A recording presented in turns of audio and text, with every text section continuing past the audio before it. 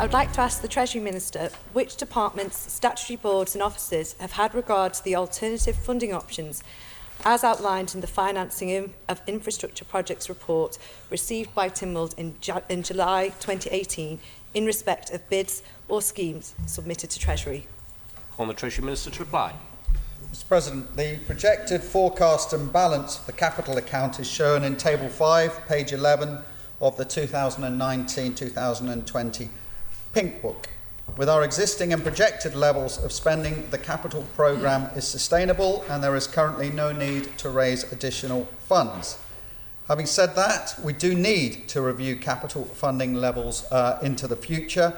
Treasury welcomes the Financing of Infrastructure Projects report, and I can confirm the contents will be taken into account as part of the strategic review of funding and delivering the capital programme to be undertaken in the very near future by Treasury. I would point out the current financial regulations do require that all expenditure being funded from general revenue or capital accounts must be undertaken with Treasury prior approval. Supplementary question, Mrs. Lord-Brennan. Thank you, Mr. Deputy President. The report made no recommendations, but was intended, I think, as a reference point. So I welcome the response from the Minister just now. It also relates to policies and not just one department, policies potentially like housing, for example. I'd be interested to know where and by what processes in government in the future might take account or consider such options. Thank you.